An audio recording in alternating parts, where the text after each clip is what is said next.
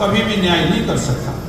पूरी जिंदगी आप जोर लगा लिए, जो व्यक्ति एक स्थान पर रहता हो वो व्यक्ति कभी भी न्यायकारी नहीं हो सकता, न्याय नहीं दे सकता, क्योंकि जो व्यक्ति कुछ करके आया है गड़बड़, उसे पता नहीं है, वो यहाँ है दूसरा वहां है, उसे नहीं पता। लेकिन परमात्मा न्यायकारी कैसे है कि वो हर जगह है, ये मानना पड़ेगा। हर जगह है तो प्रत्येक व्यक्ति की एक्टिविटी को जानता है, प्रत्येक जीव की स्थिति को जानता है। और यदि एक जगह नहीं है, दूसरी जगह है, तीसरी जगह है, तो फिर वो न्यायकारी नहीं हो सकता। ये भी एक बहुत बड़ा इफेक्ट है न्यायपालिका की अदालतों में। वो निर्णायक हैं, भले न्यायाधीश लिखे उनको, लेकिन न्यायाधीश नहीं है, वो न्याय कर ही नहीं सकते अपनी जिंदगी में। क्यों? क्योंकि कहीं ना कहीं कुछ ना कुछ फर्क उन्होंने बना लिया। धर्म बनाया नहीं जाता, धर्म तो बनाया है शुरू से। मैंने कल संकेत किया था आप लोगों को कि ये सनातन है, हमेशा से है। ये मत समझना कि ये सृष्टि जब से बनी है तब से है, ना, ये सृष्टि से पहले भी ऐसे ही था और आज भी ऐसे ही है। जिस दिन ये हिंदू इस बात को समझाएगा और दूसरों को समझाने का प्रयत्न करेगा, अपने आप समझ जाएगा, तो फिर ये ठीक से धर्म को समझ पाएगा। आज जो व्यवस्थाएं पैदा हो रही हैं, अच्छा ये जो मत और मजहब और पंथ बन रहे हैं, ये आप ही के तो द्वारा बन रहे हैं। कोई व्यक्ति विद्वान खड़ा हो गया और उसने अपना अलग से एक मत बना दिया। मत का मतलब होता है बुद्धि, और बुद्धि के द्वारा बनाया गया रास्ता मत पंथ कहलाता है। और ये आज हो रहे हैं, आप में से कितने निकले?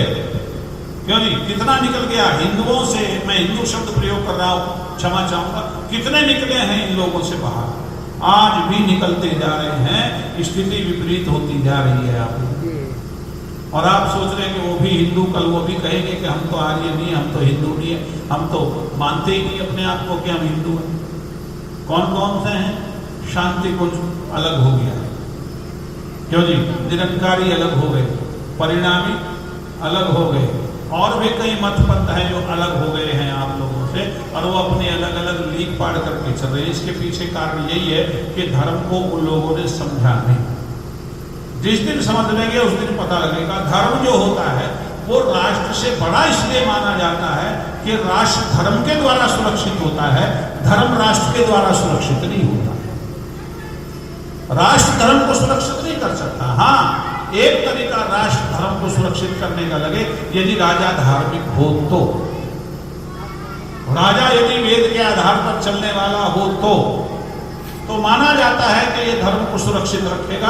लेकिन वो राजा जो धार्मिक होगा वही सुरक्षित रखेगा, राष्ट्र को वही सुरक्षित रखेगा जो राजा।